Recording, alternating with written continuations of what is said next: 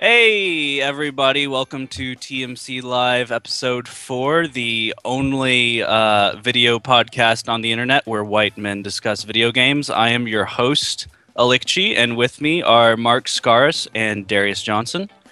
We got a few things to talk about today. Destiny, Archeage, and ISIS's infestation and subversion of the Oklahoma state government among them.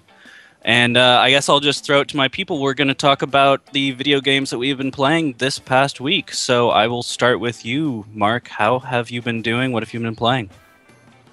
I've been playing Work. Oh, I play Work a lot. Work the game. Work. that doesn't the help game. me a lot. That doesn't help me at all. Is it anything like the game of life where you can like win somebody else's kids or whatever? God, why would you want to win somebody else's kids? So is Was Like, it I you think who The sent me that Sims- amazing Kickstarter for Yes, Divorce the Game? Divorce Yeah! the Game. Divorce the Game has been successfully backed, by the way. So if you got into it in Nice. time, I don't know if you decided to back it or not, but I definitely did because that looks like a tremendous card game. In terms of what I've actually been playing, it's just a lot more Destiny. I did get a little time in with a Kickstarter game, actually, that finally came out. I backed it early this year, last year. The Long Dark, which is a survival game, like in the truest sense of the word. It's not DayZ, where it's basically a multiplayer shooter with zombies roaming around or anything like that. Right. It's you're a bush pilot that is knocked out of the sky by an electromagnetic storm that has wrecked the world, basically. But obviously, you don't know that because you're stuck in the middle of nowhere, Canada. Spoiler And, alert, Dick. Wow. No real spoilers about that. I don't know. So this is a game you're more interested in finding food than finding ammo, basically. Yeah, I mean those two things go together though, because it is like it's you're in the woods. So like if you can get a hold of a rifle, that'll help you tremendously because Right. Going bare knuckle against a wolf or a bear or something is not advisable. Played just a little bit of it, like a few hours, and it's pretty solid. I mean, there's definitely bugs. Like it's still early access. Like it's not out. I was gonna say, didn't they only just attach somebody to that like 2 weeks ago? That was like major news. It's pretty No. fresh. No, so the major news was they have a pretty robust cast of voice actors. So like David Hayter, There's a Jennifer dev. Hale, Oh, wow. a couple other notable ones. The thing that they announced recently was that you would be able to play a female character in the sandbox, which is what you have access to right now. So it's not got any of the story. There's actually is like a story component to the game when it comes out. Is Jennifer Hale going to be voicing that character? Yeah, Jennifer Hale is Okay. the female character. David Hayter, I believe, is the male character. September And- 12th. Ken Rolston went from Bethesda to the company putting out The Long Dark. So like Oh, 2 really? weeks ago, Ken Rolston joined. Yeah, that's Really? Wow. I did That's not what I even was hear talking about that. That's Yeah. impressive. But yeah, so I mean, I played a little bit of it. It's really good. It's it's got its bugs or whatever, and it is just sandbox. So you don't get all that backstory. Like you don't understand if you didn't read up on like the Kickstarter and stuff. You don't understand why you're just in the woods. But everything looks really nice. It's got a good art direction. It's not. They're not trying to be Skyrim or anything like that. Like it's very artsy kind of take on Canada, but they nailed the sounds actually. What? Shut up. Just like An a- artsy take on Canada. Like cartoon poutine. What would you do? They actually nailed the sounds though. Like the one thing I did want to say about it is because I did live in Alaska for a good chunk of time, and I had forgotten this sound. But there is a distinct sound like when you're out, and I imagine you can get this in like Colorado or anywhere that's in the mountains and has lots of forest. There's a peculiar sound that happens when the wind is blowing through the forest and you're kind of elevated so you are above the noise, but you can hear the noise come up. And they nailed the sound perfectly. Like gave me chills. I was like, wow, that Impressive. sounds a maybe lot they like just- Alaska. Do you suppose maybe they just recorded the sound? Well, it's dynamic. I mean, like when you go in the trees, like the sound changes. Everything's very accurate. I mean, they very well could have like just gone out in their back because this is developed in like Vancouver or whatever, I think. So they could have just gone out into the woods and recorded a bunch of different levels of wind in the forest. But like that attention to detail is not something that you see in a lot of games. So it was very cool. Other than that, just a lot of Destiny. Starting to kind of hate myself for liking Destiny so much. Welcome to the party, my friend. Yeah, I am on the Darius Johnson loves Diablo and can't explain why train, but it's Destiny for me. What I meant by that was that was supposed to be an everyone else hates you joke, and I didn't phrase it right. You didn't phrase it right, so then it just blew back on you. Yeah, so I want to make sure everyone has something to be mad about next week. But yeah, it's gotten weird. Like, I started looking at the Grimoire cards, like the little achievement things that you get in Destiny pop up, and you can't see them in the game. Like, you have to go to their stupid website to actually read what's on the cards, but they have a lot of lore and we were talking about this last week, and it's weird that it isn't integrated with the game proper. So I went out on the site and like started looking at some of the stuff, and what it really reinforces that there is a really compelling world that they've built. They just utterly failed in terms of telling it on or inside the game. Like the fact that you have to go to their website and read about this stuff in little snippets on their cards. Do you think that was like an intentional strategy? Like, hey, let's get people to go to our website for the full experience. If it was really dumb. No, it could be more like it could be more a situation where like sometimes you don't want to let story interfere with a game. Like this is, I don't know. See, but this is not the kind of game that you should have that thought. I don't think. If you have a great story, you should exploit it to the fullest. Yeah, I'll be honest with you. I don't usually want to see the story. Like I'm the first one escaping or flipping through it or whatever. So like why? That's the thing though, and that's fine. Like I do the same thing. Like in Diablo, like I skip through everything because I don't really care because that's not what that game's really about. And I guess that's not what Destiny's really about either. At the core of it, it is really similar to Diablo, but the thing is they don't let you skip cutscenes. Like really, they make you sit through this crap, and it's like that's hellish. So if that was a deliberate strategy, then okay, but like. They should have been talking to whoever made the decision to make cutscenes unskippable. Like that's either a failure of communication or it's just a really dumb strategy. Get me Fernando cutscene. Johnny Cuts. Get in here. But yeah, I can see that happening at Blizzard, considering all the money and development resources they put into their FMV stuff and their cutscenes, but. Even with it's Blizzard bizarre games, strategy. You can skip. Like right out of the box, you can skip. Clearly, maybe it's an accident. Maybe there's some artsy reason for it. There's a lot of weird stuff that goes into delivering a title like that. So like. Yeah, I mean, obviously we don't have any insight as to how this came to be, but just me as a consumer, as a person who's playing the game, and there's a disconnect somewhere. Like either let me skip all the bullshit that you put in the game or give me all of the bullshit that you put in the game. Mm-hmm. Like you can't, what they've done so far is kind of silly. The middle ground sucks. They took out the loot cave. Yeah, that's the thing. They took out the loot cave. So there was like a magic loot cave basically in Destiny where if you stood far enough back from it, you and a bunch of other people could just sit there and spam shots into this cave, and mobs would respawn like every 6 seconds, and you could just farm the hell out of them because they like once you hit level 20, everything has a chance to drop blue and legendary engrams that you can decrypt for gear.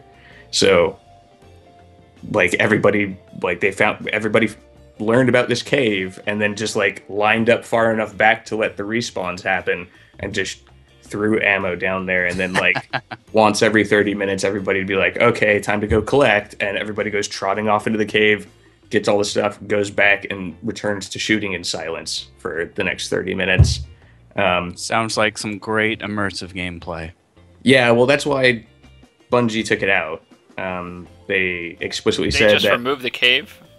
they removed the respawn. Ah. So the Yeah. spawner or whatever. Yeah. They didn't roll a boulder in front of it like That's what I was Jesus' thinking. No, cave. that would have been really cool, though. 3 That would've been a days. better way. 3 days, your loot will come out. Yes. But no, they just did that. But the thing is that respawn mechanic, that 6-second respawn, and spawns typically take place in caves or rooms or whatever, to make the environment more immersive, so that you don't just have guys popping up in front of your face randomly. The You never know. Maybe that's what some of our environments are like. Like, Yeah. Who knows how people will spawn on the moon? maybe It's a I'm mystery to unimmersed. us. Yeah. very true. It's a very good point.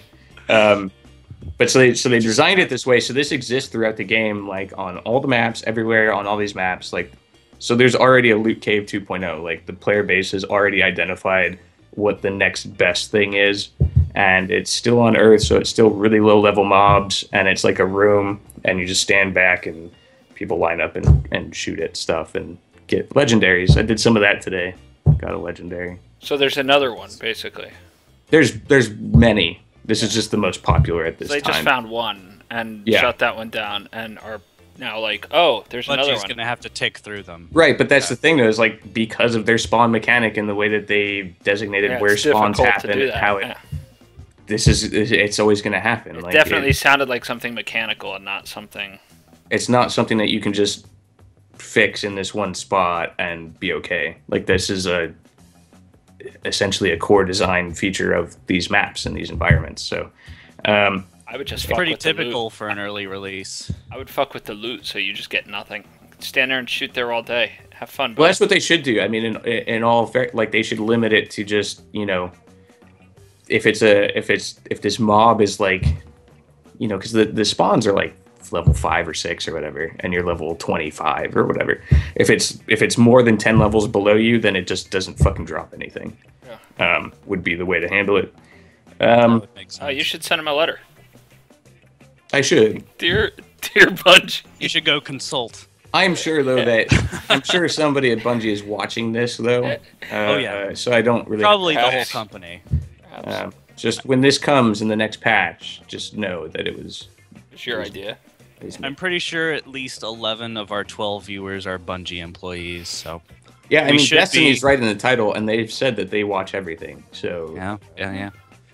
Hello, Bungie. hi Bungie, your game is great, and I don't know why. like, All I can Yeah, do is that's- complain about it.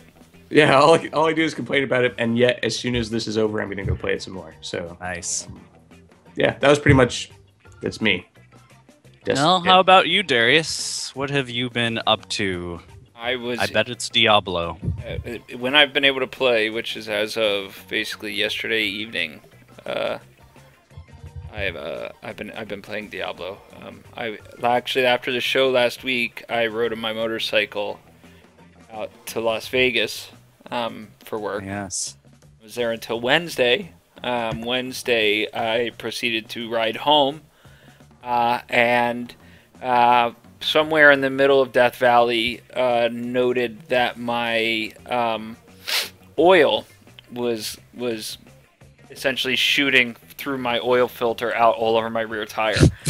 So that's the valley you want that to happen in. The one Yeah. called Death. So, how long do Yeah. you think you were riding with this occurring with no knowledge of it? Just well, I noticed a little. I noticed a it's little like through oil. Death Valley. I noticed a little oil under the bike at the hotel when I left, So basically, the whole way. which is why I stopped and checked. But look, there's a difference between, there's 2 drips of oil under a bike that's been sitting here for 3 dames, and Yeah. oil squirting out all over your rear tire. Like, so something fucky happened somewhere. And it's so, like, the first thing I do is I ride out of Vegas to Prim, which if you play, basically all of this was like, whatever, New Vegas to me. What is it? What's the name of that game? Fallout. Yeah, and I was like, oh, I'm in Prim, and like I was looking for my robot guy, or was it? Is it? Or isn't Prim the town that was all they killed everyone? Was it? Yeah, Wow. That sounds right. Not a bad idea. Listen, it is a bad idea because I need a place to wait to Vegas, okay? Yeah, so if anybody's never done it from San Diego to Vegas or anything California, basically it's Barstow, then 100 miles to a town called Baker, then about 80 to 100 miles to Prim, and then about 50 miles or so to Not even that long, is Vegas. Well, all I know is I stopped in Prim, noticed it, and said, "Oh, this is kind of bad, but I'll continue on. I got 50 miles to go to Baker. I'll go to Baker, and because I stopped outside of Prim, and dude was like, there's nowhere near. The nearest mechanic was actually Baker, but that actually sent me further into the desert, to the point that when I did stop and we couldn't fix anything, and nobody within 100 miles had a part." My insurance company actually had to have my bike towed 100 miles. Jesus. Yeah, so I'm sitting in the heat. Nearest dealer's 100 miles away. Like, I'm far enough that Vegas is actually farther than this place in California, Victorville. And, like, the people of Baker are literally like, the hills have eyes. Like, Yes. Yeah, Yes. yeah, I have yeah, never yeah. stopped in Baker. It's I not, never do, stop in please. Baker. Like, I never do because that place is sketchy as hell. yeah, I even had a guy who was looking at my bike said something like something happened where a dude was like trying to tell him some bullshit or something, and he was like, I told him I live in these hills, but I ain't from them. And I'm just like, but then his partner talked to me, and I couldn't understand a word the fucking guy said. I literally could not understand what he said. He was speaking English. We got I've lived in foreign countries. Motel. Yeah. Fuck that place. No, it's not that good. It's literally Get like out. it's way worse than I gotta go to motel. Like Southern, it was literally like hey, from here. It was more Jesus. like the closest I could equate it to would be fucking what's his name? You say King of the Hill. Snatch, the movie Snatch. No, I wish it was Hank Hill. I can understand Hank Hill. The movie Snatch, fucking Brad Pitt's character who talks. Yeah, Like, the gypsy. yes, imagine that, but like a slow Southern drawl instead of like some British speed talking or whatever. So so I end up I end up riding with these wonderful people all the way out to Victorville, and drop my bike off at a dealer, and then have to get a friend to drive 2 hours from San Diego to pick me up in Victorville and then drive me back to San Diego. My bike is now still in Victorville, which is also my only method of transportation. So it's getting looked at this week. They didn't have a late night key drop either, so I dropped it off at midnight. I had to mail them the keys, so they still can't look at it. And there's basically nothing. I won't know anything about my bike until like Wednesday, Jesus. and then I'm gonna have to try and find a way to get up there. But basically, what happened is worst case scenario. Whenever you tell anyone I'm driving through Death Valley or the Mojave, I'm riding my motorcycle like Easy Rider style through the Mojave. They go, oh, better hope you don't break down. And that's exactly what happened. So, and I suspect it was actually the heat. I'm pretty sure because what it was this. It's rough out there. Yeah, it was the last time I went to Vegas, the AC gave out in our car, and it's a new car. Jesus. Like it's a 2013 Honda, and it was so hot that you could just feel the air conditioning be less and less effective the longer we were in the desert, to the point where like when we stopped at Prim, like we had to, and we just went inside and let the car at Whiskey- cool off in like 130 degree weather. Is that at But, Whiskey like, it did. Pete's? Whiskey Whiskey Pete's. Yeah, where they got the Denny's. I eat at the Yeah. Denny's there. Nice. Whiskey Pete's Some is fine not- characters there. Whiskey Pete's is not good, but it's a place. You know when you It's don't a want to go place the and extra Everywhere else is not a place. when you won't go the extra 20 miles to Vegas to gamble. You know it's good. Yeah. Yeah. Yeah, I'm literally like just counting down. Like, I wonder if the car is cool enough yet, because I need to get out of here. Please, I don't want to throw away my money. And at this it place. wasn't actually. We got back in the car and it wasn't like fully cooled down, so it was still pretty miserable all the way until the outskirts of Vegas, like where they have like the M Resort. Yep. Like, I don't know if you like, it's way out on the outskirts, and we fucking stopped there, and we were like, yeah, at least we're not in Prim. Because like, The place has got a roller coaster. Whiskey Pete's has a roller coaster and shit. I got lost. I went out the wrong door. But yeah, at the end of the day, like everything that could go wrong did go wrong, and I was not back on this earth basically until Thursday afternoon sometime because I didn't get home until like 3 o'clock in the morning Wednesday night. And now I have to try and remotely sort out my bike, figure out how much they're going to screw me for what is essentially just going to be putting on another oil filter. And then know for the rest of my life that riding, which is essentially probably going to kill some of my Vegas plans too, so I have to think through those. Riding Honda Shadow 750 through the Mojave Desert, bad idea. They're not built for extended travel, basically. Yeah. Or just carry some spare parts with you. It's a small engine bike in a backpack. Nah, not nothing. Throw an oil filter and like and some washers and shit. We couldn't get a seal back on it. The best I could have done would get a seal on it, but then at that point you're looking at one of two issues: either I have oil squirting all over my rear tire, or my engine seizes. Like neither one of those things are things I want to happen in the middle of the desert. That's not so fun. Yeah, no. I mean, and now I'm back in recovery mode. I'll get my bike back this weekend, and we'll figure out what to do. But yeah, not through the Mojave, not with a bike that small. So when I buy a new bike next year, that'll be something. So who did the maintenance on your bike before you left? Me. Yeah. That's how I know it was a solid job. Okay. All right. It was I just wanted that right to be on the record. I'll put it this way. So did no. you play it? You played some Diablo until I got to Vegas. There was no problem. You played some Diablo. I played some Diablo. Though? Yeah, there's some funky stuff going on with Diablo. That is something I want to talk about. There's a lot of drama around seasons right now.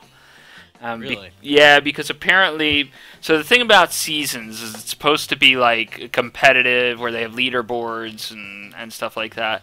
And they've had to make a lot of changes to things in the middle of the season. And some of the things they made changes to were things that were very well known prior to the season starting, but will have a big impact on the leaderboards. So, like, for example, there was a method you could use to level your character to 70 from 1 solo in less than 2 hours, basically. That's insane. By taking advantage at the top at like tier 6, taking advantage of the fact that there were certain bounties that did not require you to actually kill anything. So you could just run past everything until you got to a room, do something, wait for the timer, and then boom, you get you'd get like 7 levels at a time. Well, they've removed those, but only after the leaderboards were populated by everyone who did that. So now anybody who's, fair playing it, doesn't have a chance. Doesn't have a chance. Yeah, but so what I've done now, and that's why, like, even looking around now, like, I'm trying to find, what tactics people are using for leveling and stuff, and I've found that since that's broken, nobody's really ironed out what to do there again yet. And the best source of information is actually looking at what the people who've done it on hardcore have done, because you can't have actually solved these on tier 6 without dying a number of times trying to get to the point. And so whatever the hardcore players were doing is currently like the best meta for solo leveling. But between that and I thought there was like at least one other issue I was reading about today. Just the leaderboards are just filled with people. Just people are just mad at the leaderboards. I mean, it's Blizzard's first stab at this for Diablo 3. So I mean, yeah. Drama is pretty much inevitable. Drama still happens in World of Warcraft, dude. Like, there was a whole, world firsts and everything else. Trust me, Goon Squad was the world first level 20 guild or whatever on Mal'Ganis. And I don't believe we got our official acknowledgement for that. And probably that because of who it was. Yeah, that to this day causes a lot of consternation. That sucks. Yeah. Were you gonna try and actually like compete for a leaderboard position ever? No. I don't have time. You're for just that. aware of what was going on. Yeah, I pay attention because I'm just looking for, as I level my guys, I want to make sure that I'm being literally I spend any free time that I have not working just reading about like how to play better basically, and like what to do. And when I'm looking around at what are some, I want to make sure that if I'm spending my time leveling, I'm leveling effectively. So I do a lot of reading on various forums about what other people are doing, just to make sure I'm not wasting my own time. Getting to 70 in 2 hours is pretty fucking effective. Solo, you can carry someone to 70 in an hour and a half easy. Wow. So, yeah, it's just so that's insane. I just took a friend of mine from I can only do My season character's only in T4. He's not. I think he can do T5, but it wouldn't be efficient. He's not T6 yet though, and in T4 I took him from 19 to 52 in about an hour today. Nice. So imagine you do T6. You can do 1 to 70 in T6 in about an hour and a half. Well, that's pretty impressive overall, I'd say. It's a lot of drama within that community, I imagine, but there's always going to be drama. Yeah, it's just like anything. If you make something competitive, people are going to compete over it. I mean, yeah. It's not a bad problem to have. Yeah. It's bad if it's all like hackery, but I mean, shit like this is, and I mean, the only thing I'll say is that I do think that some of the people complaining have a point in that this was a very widely used leveling technique prior to season starting, and then setting up leaderboards. Like, I want to be careful because I don't really want to question them too much, especially because I think they make a lot of good decisions. But the one complaint that I see people make that makes me go a little bit is the fact that this was a known thing, and then it was like after the leaderboards were established, they changed the rules basically. So like that's right. Yeah, like either they were aware of it and they were lazy about dealing with it until the leaderboards came out, or they were like, "Oh, this is perverting the results. Let's change it immediately." Yeah, they were and either I mean, ignorant but then or the previous results still stand. So that's something that you would presumably typically do between seasons. Like, yeah. If you're, but this isn't League of Legends either. There's no $1 million cash prize at the end. So yeah, I mean, it's not. Yeah, there's not a whole lot of skin in the game, basically. So no matter what happens, the guy who's number 1 is going to have the guy who's number 100 say it was full of shit and he cheated, and he's really number 1, and that's going to go on every forum ever until the end of time. So I mean, ultimately, if I'm Blizzard, I'd probably make the same decision. The other thing is, it's not always, in a really big title, there's not always a guy whose job is to stand around and stare at all this shit. Like, there's a lot of moving parts that go with this stuff. So maybe it was an oversight. Maybe I find that hard to believe, given how good a job they've done at tuning what they've tuned. But it could be that this just isn't something that was on somebody's radar for whatever reason, and then it became a problem for another reason. Could even be internal. Maybe somehow, finally some executive found out that people can do this in an hour and a half and was like, the design document says must take 3 hours. I don't care what happens. Fix it. And like, that never happens though in this industry. Everybody is very level-headed. Yeah. No. Everything's in control. Yeah. You guys always run by savvy businessmen. This industry. Always at the top. Only the best. The other game that I did want to mention real quick that I got here is, I don't know if you guys can... Free Realms. Trading card game. Trading card game. Yes, I found these. They were for free because Free Realms is a game that doesn't exist anymore. So you had to dig up the trading cards. Would you find them in like a gutter? No, they were giving away like a bunch of like old marketing materials and stuff, and yeah, swung by and got me some cards and play some Free Realms. The Eve card game is supposed to be remarkably good. No, I have no idea what I basically got it for my son so he can figure it out, I guess. This is his age bracket, so he can learn how to. Can he learn how to throw them into watermelons like that, like the Amazing Kreskin or whatever the fuck his name is? I think that's what we're gonna aim for. Maybe no, I shouldn't say that. That'd be cool as hell. Wow, that was a close one. What about you, Elixir? What are you doing, Elixir? Oh, well, let's see here. Last week, I spent some time ranting about Archeage, and I have gotten pulled into that a little bit. It's my first real MMO launch, honestly. I was too young for EverQuest or Ultima, and I got into Eve late, so it's my first time really experiencing the speed bumps that come with throwing up some servers and then asking the entire internet to join them. Tryon has definitely improved.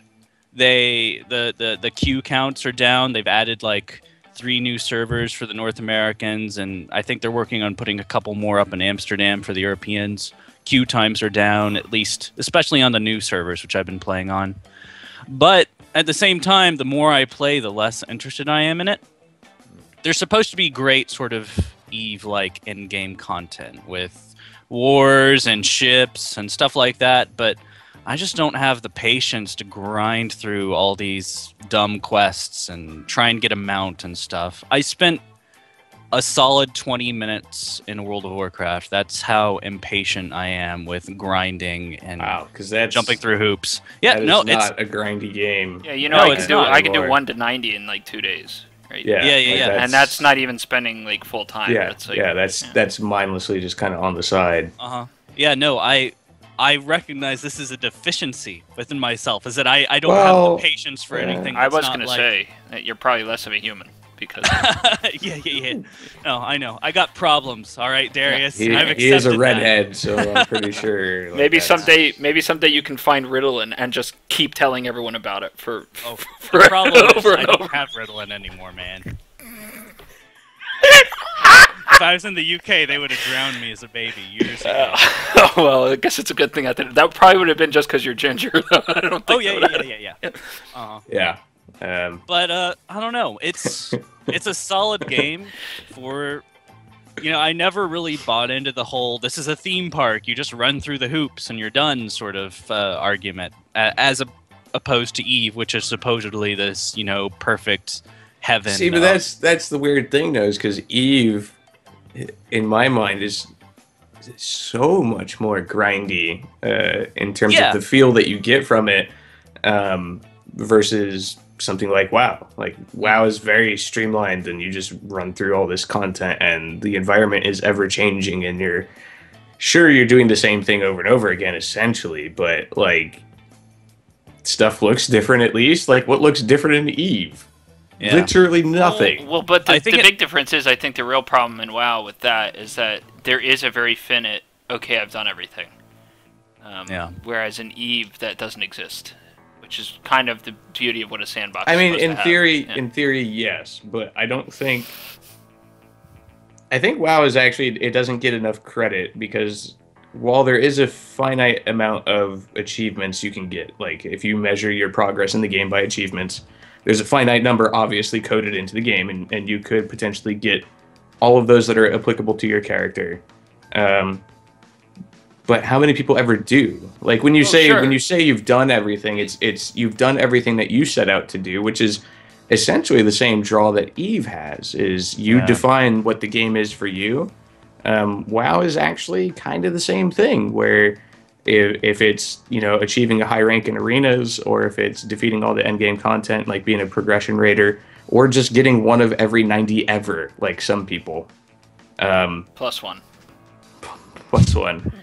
Of course, can't forget the +1. I started the Alliance side after I did the rest. So you definitely still define your own end game in terms of like even these theme park MMOs. It's still what you want out of it, but I guess it's just the concept. Like the concept's there in Eve, where literally you cannot have done everything in that game. You cannot have every skill. You cannot ever complete the game. Whereas in WoW, if you know life it enough, like long enough, you can. I don't know. Have you sailed a boat yet in Archeage? I have not. I think a lot of what's not going well for me in Archeage is I have not joined the Goon Guild yet. It's just been me and my partner and a friend, and it's fucking boring. It's fun. First off, that's your biggest mistake. The first thing I do is join the Goon Guild. Yeah. No, I mean, it sounds like you've got 2 friends playing with you. I mean, yeah. In most cases, that should be enough. If that's not enough, then... It's entertaining, but at the same time, it's like, okay, let's hit the next quest and kill 5 of these, or plant 5 crops, or so on and so forth. And I'm like, this is great and all, but I wish I could turn off Skype and just listen to a podcast or something, because I'm not being engaged in my brain. Yeah, that's true. I mean, it's not as good as getting a message that says, "Hey, everybody. Forum poster shit fart bottom is sailing his boat out right now. Everyone get on board and we're gonna go ram it into somebody else's." Like exactly, and that'll happen all day long. Stakes. Yeah. So what level? So what level are you?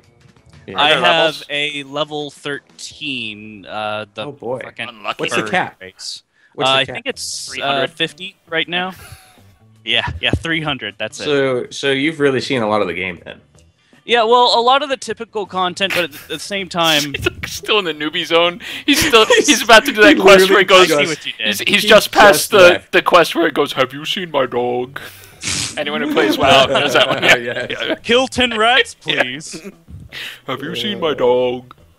Yeah. It's a slow grind at the same time, but I'm used to maybe games like Eve where I can just create an alt and go out and fucking, ransom someone or something. I don't know. But it's a genuinely good game and it's solid. I'm just not used to the conventions of the genre, if that makes any sense. But I am excited to get to the in-game content because that sounds genuinely interesting. The naval combat, the territorial control, stuff like that. That's why I care about MMOs. I'm interested. I haven't done a fleet with Goonstormer, the CFC, in like a year, but every morning I still load up the Verite influence.png sov map because that is the interesting part of the game. In naval combat, by the way, is boats, not people mashing their belly buttons. That's true. That's an important point that we should consider. Just in case you were like, because when I heard naval combat, I'm like, wow, that's interesting. Wonder how they pulled that off. And I'm like, ah, Innies versus Audis? Yeah. I'm an Audi. Nobody good to know that.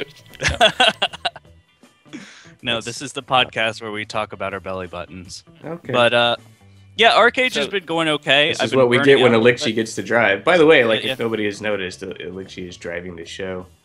Yep. Yes. I've got the reins. I'm very much in charge, and I'm totally directing what's happening right here. I'm definitely not just sitting back and drinking and letting these guys talk, because that would be unprofessional. Unfortunately, there's a downside to this. Elixir is great and all, but an individual by the name of... how did I say this earlier? Gujiro Khan levied some pretty serious complaints about Darius's leadership of this podcast, and so we take the feedback seriously. Yeah, we considered it. We had to make some changes. It's not a democracy, and even if it was, I don't think I would have won. So I had to step down. I could be nothing. But nothing he said was untrue. I'll take my lumps. I won't name names, but it was a 66% vote. I'm not going to be a congressman and be like, I have to spend more time with my family. This is how it is. Yeah. Your kids are pretty cute. You should have them do this instead. We just want... My kid streams with me sometimes. He plays more games than you. Might be a better fit. Yeah, he doesn't have to fucking feed everybody. His bike's not breaking down in the Mojave. So all he has to do is sit and soak up money. Death Valley. Yeah. So I just wanted to make sure that everyone is aware. We do take your feedback very serious. That's why Darius is not in command. He's been demoted. Yes. Yeah. But just for this week, probably. Bottom. Yeah. Wow. It's already that bad, huh? I might as well just take this off. I don't put it back on, please. I don't want you. I don't see any more of your face than we have. Oh wow. Shit's getting real on TMC Live episode 4. What would you say the most compelling thing about Archeage that you've experienced thus far is? And that, my friend, is how you host. That's a professional host right there. That's the only reason I even fucking did that. Darius is making a play, man. That's a hard cut. That's right. A coup is happening. Are you aware of what time it is? That was an inside it's also move. An important duty of a host. I already checked that, actually. Yep. It's podcast time? Shit. Podcast time? Podcast time. No, it's not. We still have, 20 minutes. Yeah. I think you didn't even know. You answered wrong. All you had to do was look at your clock. It's 11:10. I'm in a different time zone. I'll just do it next time. Anyway, what? That was a serious question because I am interested in the title. An interesting question. I'm really enjoying the.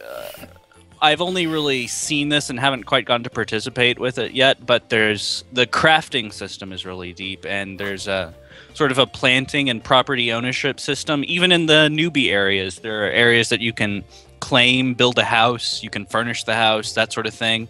I haven't played with the goons yet, but from what I gather, there's a big goon settlement. It sounds a lot like the Rust servers from back in the day, with insanity happening, people building giant towers to the sky and forcing people off the planks, that sort of thing. It's looking genuinely pretty good. Like, you could actually establish a physical community. Oh, I wonder if they've trapped someone in one of their houses. I bet that's the first thing somebody. Sure, that's happened. Oh, yeah, how great! They've starved them out and made them piss themselves like The Sims. So that was a goon too, I believe. Yeah. What the WoW killer scale, like 1 to 10, 10 being what's WoW? What is this?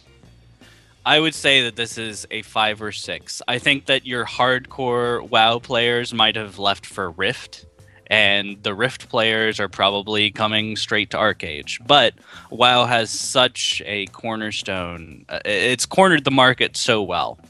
I think it's cornered the market on being WoW. Yeah, exactly. There's at least 50% of WoW players probably don't know that there's a game other than WoW, that there's competition. It's such a solid game. I don't know. That might be a little bit much, dude. I don't know. I'm pretty sure they know there's other games. Like, oh yeah. Well, I'm sure they have a general awareness that there's other games, but World of Warcraft pulls in so many it's such people, a wide-ranging. Yeah, exactly. It's got such a broad audience, and it's not just like hardcore gamers who are going to move to the next iteration of the genre. Yeah. It's got a lot of. It's got a whole server where people just have sexy talk in taverns. It is something that has. Let me tell you, when I accidentally found that server, boy, sounds like a fun place. Yeah, right the fuck good off, times. Yeah, I'm actually gonna look it up after I get out of here. I vaguely recall the name of it, but I don't want to be wrong. Yeah. I think Archeage is a great game. I don't think it's a WoW killer. I think it'll make a profit, but it's probably going to pull a Rift and be interesting for like 6 months and then fizzle out. Has been the case for. Well, do you think it'll even make 6 months? Because I mean, what are we? We're 2 months. A little less than 2 months from 2 months from their, Draenor. like, early access stuff. From what? From Draenor. Yeah. In WoW. So, man, I wonder if people have shifted their schedules. Like, I actually wonder if there's people who launched prematurely. I'm not specifically talking about Archeage, but just any title, just trying to beat that Draenor. Yeah, I mean, I wouldn't be surprised. There was a lot of movement in the winter, which there usually is. I mean, delays happen and stuff. People aren't going to be ready for their launches, but there was an awful lot of movement, like, in the October timeframe. Like, nobody wanted to come out and then get swamped by WoW, or nobody wanted to come out right on the heels of Destiny. A lot of MMO launches, too. Yeah, aside from Shadows of Mordor, which apparently is a really good game, but I'm not going to get it because I'm playing Destiny. What is it? It's a Lord of the Rings game. Yeah, I guess it's Lord of the Rings. I don't fucking know. Yeah, but what do you do? It's Assassin's Shadows Creed. of Mordor. It's Assassin's Creed in Lord of the Rings. Oh.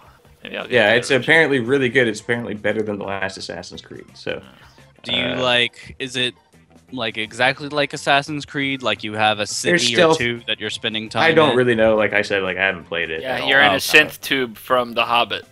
Yes. Yeah, and and he sends you back in time. What it happens. There is also very tall buildings everywhere with haystacks right underneath them. That way you know how tall they are.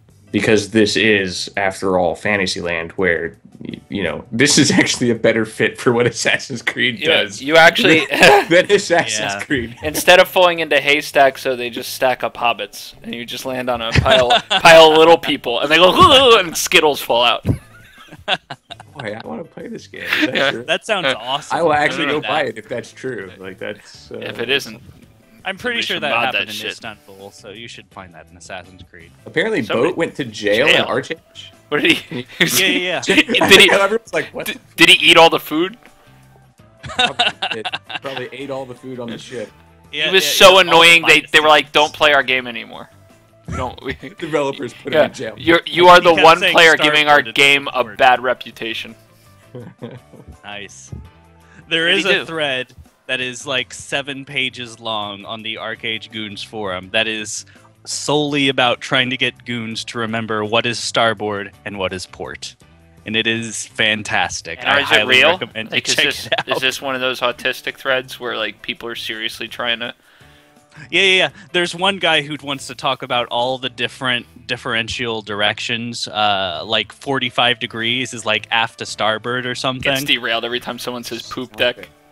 Yeah.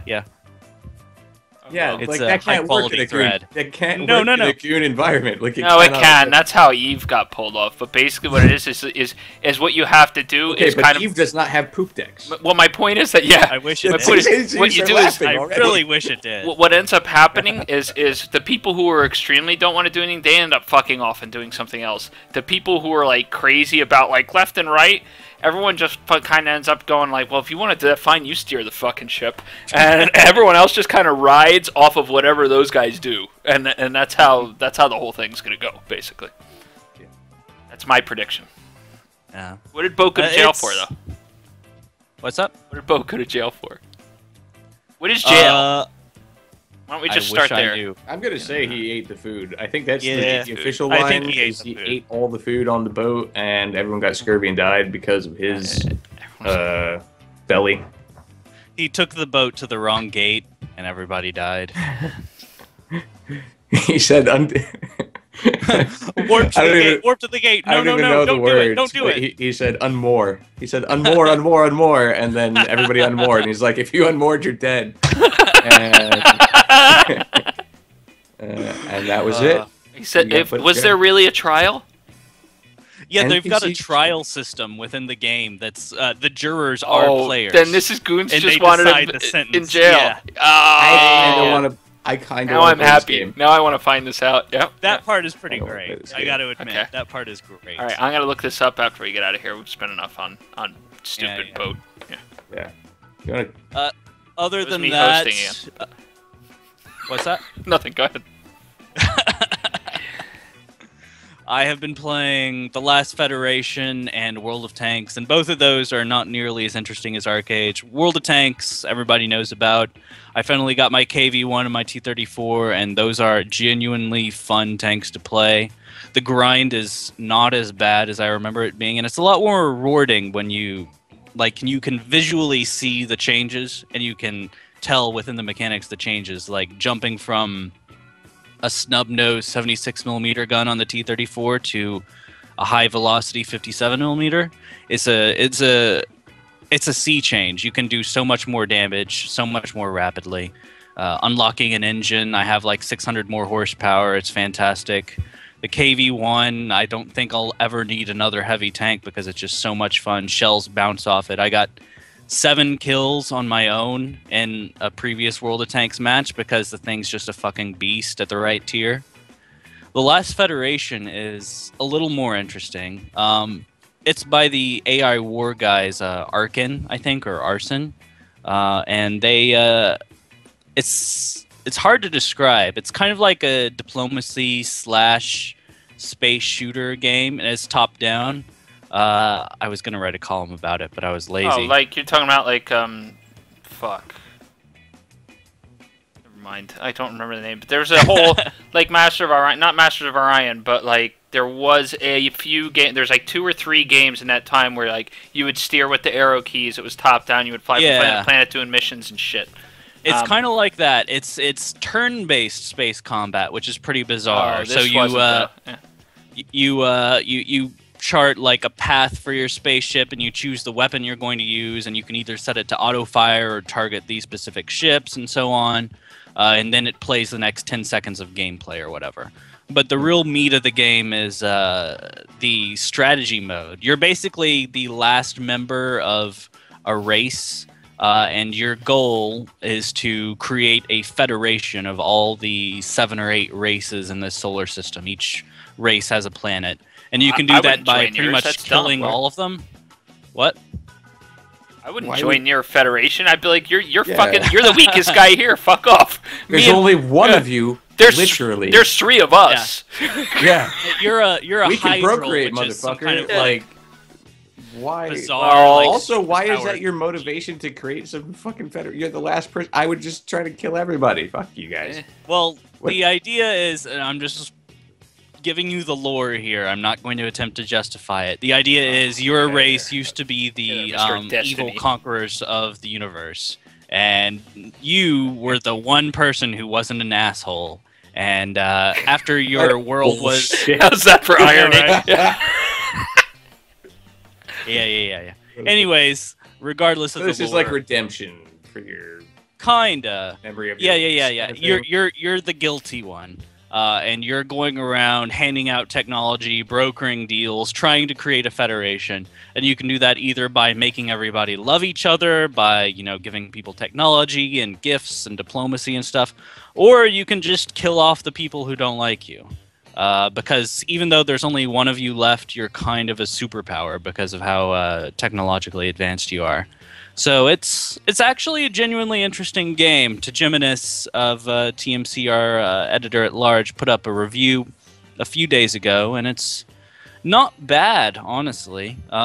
It's a little bit monotonous after a while because you're just like, okay, I'll go to this race and improve their opinion of me, and this race, and this race, and this race. And this race is too hard to persuade because they're like the fucking Zerg mated with the Borg, so I might as well just exterminate them completely. But, it's genuinely not bad. What's the Borg? Have you ever heard of... what is it called? Stair Treek? Statruck? I just wanted to throw that out there. I thought that was a Star Wars thing. Yeah. They're the guys with the... Because they're not like wasn't that like the forerunners of the Cylons or something in BSG? I thought that's what it was. I don't know what that's probably what they stole it from. Oh. Yeah. We'll figure it out one day. Science fiction. But yeah, that's pretty much what I have been playing, so I think I will pivot us to the news within the time that we have left. And our biggest news piece is the Oceanus developments that came out of the 07 live stream that CCP Guard did just a couple days ago. And I think I'm the only one who's been paying particular attention to this, unless you have, Mark Scaris. I watched a bit of the show.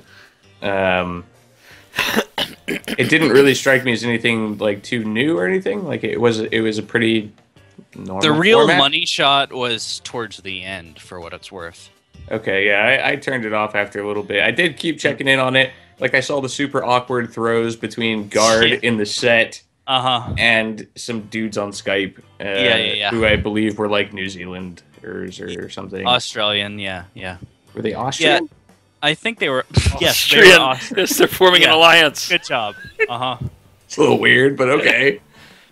Austria-New Zealand alliance, but it wasn't a half bad show for what is essentially a pilot for a weekly CCP live show. And Guard. Yeah, I mean, was it probably not as well produced as this show? But no. Oh god, no, this show is much this better. This is actually, top I have tier. to say. Yeah. We got all the cuts. We got all the interviews. Not actually in any way. We should change it. We should change it to the 08 show. Oh my god, yes. We might actually do that. Yes. Yeah. Better if we make an Eve centric one of these. The 07 shows for people yesterday. The 08. The 08 show. Nice. But I will unironically talk about the important shit that came out of 07, which was first they rehashed a lot of the features we knew about from Oceanus, the module rebalance, light missile launchers being changed, blah blah blah. This is all good and stuff, but it's stuff we already knew.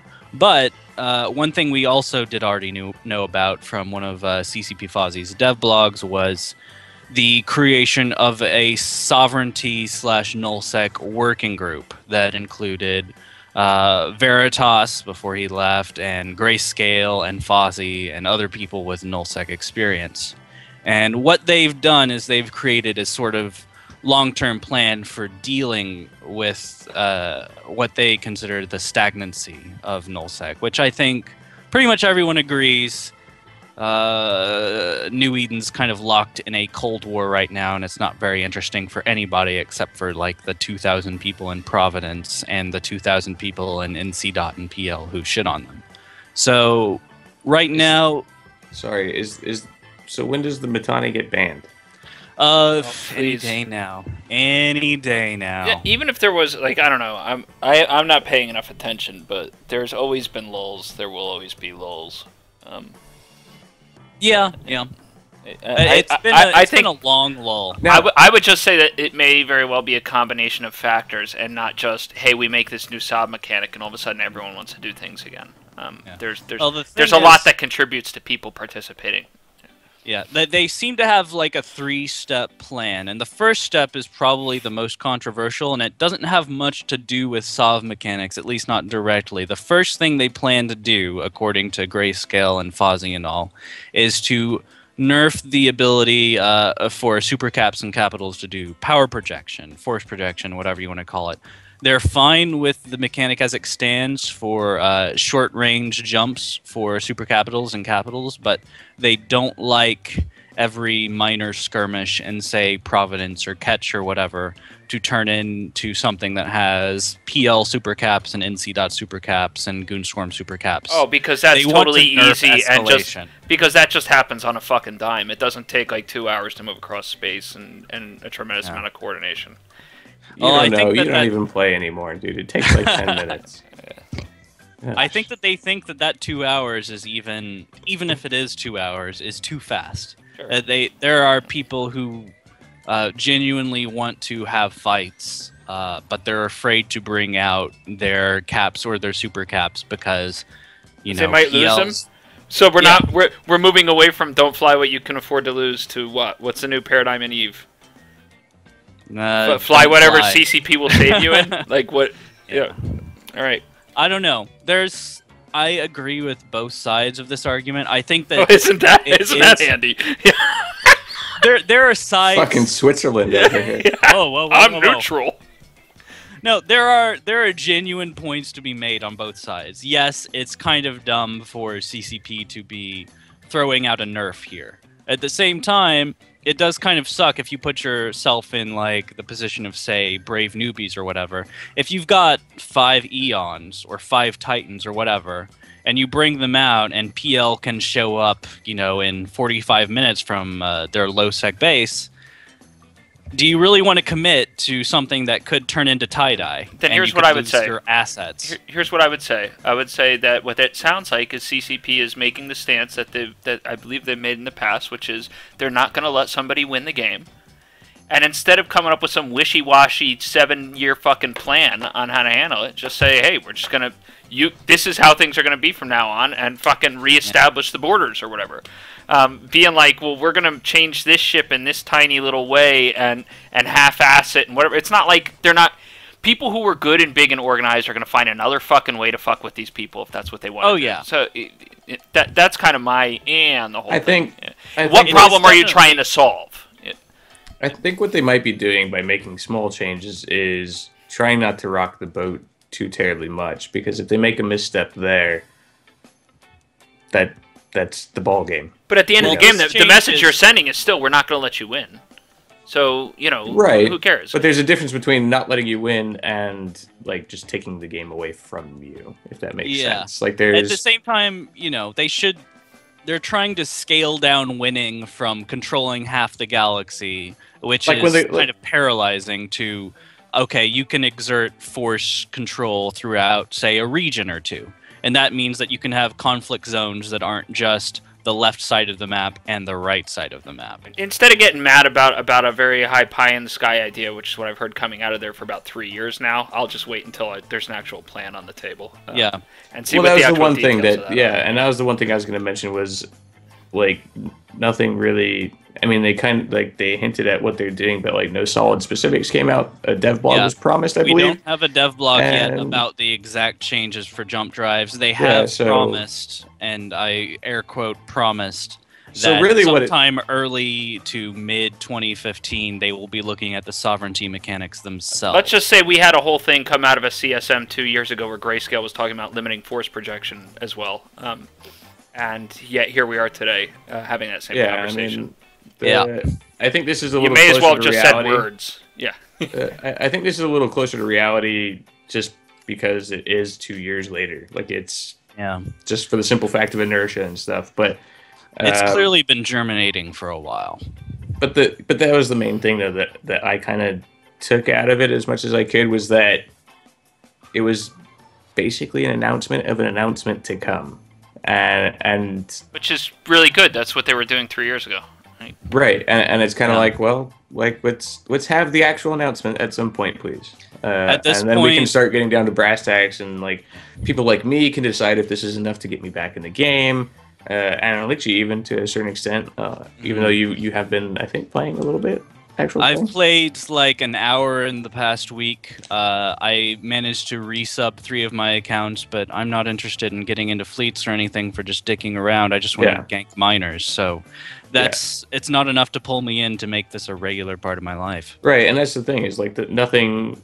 Without specifics, people can't begin to make decisions about what they want to do with their time. Like, or I can't decide if I'm interested in coming back. You can't decide if you're interested in going back to nullsec specifically.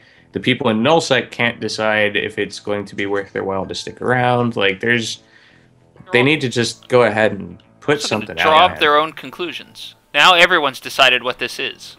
Right. And I mean, at the same time, a cynical man would say maybe that's what this is all about. Why don't we just throw an idea out there and see what the fish come up with? Because we don't have any. I don't know. It is. I'm glad there's no cynics on this show. I don't know. I'm just seeing the same idea I saw it come out of the CSM 3 years ago, thrown out here as a solution to the problem today. It was shit on 3 years ago, and I don't see any details on it today. So I'm just not sure. I really see anything. What were the other 2 parts? You said there were 3.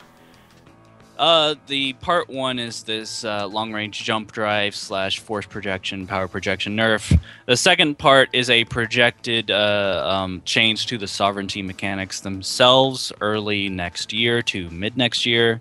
The third part might be all they've said in this one stream, and so this is necessarily vague, is a change to the corporation and alliance mechanics. Now, I'm not sure exactly what that means, but that would apparently be the third change. Okay. How quickly did somebody say, like, Winter Pos is getting fixed? Like, yeah. Well, apparently that's coming soon because, according to Two Step, anyways, on Twitter, is they've revamped something that specifically was the roadblock to them dealing with the POS mechanics. Their own code? So, yeah, their own pretty code. much. I believe I've heard those words before. Yeah. 2004 era code by crazy Icelandic people apparently doesn't work so well now. But it's... Doesn't matter who wrote things are moving... I'd actually question whether it was a crazy Icelandic person in 2000. Fair point. But things are, at the very least, I sort of understand CCP's dilemma here. This is the most critical area of their game, at least in terms of media attention and fan attention. So the fact that they're moving cautiously, I understand that. I'm just happy that they're moving in any way whatsoever because they haven't address the core nullsec / sovereignty mechanics in quite some time. That's the point. So now moving cautiously is what? So what were you doing the rest of the time? Not moving at all. Fixing low-sec, which was very important, and is now done completely. Oh, yep. I didn't Nothing know that. wrong with low-sec. I've been paying attention. Double thumbs low-sec up. is fixed completely. There are no lingering issues in low-sec whatsoever. Everything is fine. Yeah. Was there anything else that was interesting come out of that? Or are we going to get any more topics in before we have to cut? I think we're going to have to take our topics to the post-show because it has been a solid hour. But I am happy to say this was a pretty good episode. That's premature. I mean, you know what? fuck you. Yeah. I'm in charge. And I Sitting in this episode. chair, everything looks great. Yeah, everything's just fine over here. Yeah. finest job of us all. If all I had to do was look at me and talk, I'd probably think it was pretty good too. That's all I have to say. That's what you've thought the last 2 episodes. That's what I mean. That actually is true. Like, an hour after each of the last 2 episodes, I a did message from pretty Darius good pops job. up. A message from Darius pops up.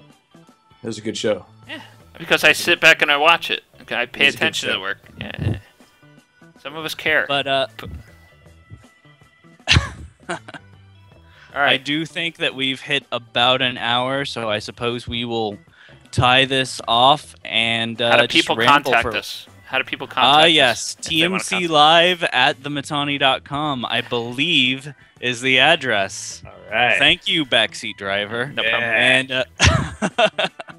And please hit us up with your comments, your suggestions, your criticisms. Please hit us up with your criticisms because our angry comments feature is running dry lately. Please be as bloviating, angry, and obscene as possible because we would love to read that on air. Can I just want to say real quick, if you think we haven't gone far enough in addressing the Darius Johnson situation on the show, like if you think that we should just go, Yeah. please let us know. We will take Send that in under a serious lot of advisement. emails. I'm not going to name any names, but like Somebody discussion- very up top. Somebody very high up. discussions have been had about just getting Shit has somebody been else getting in here. pretty real.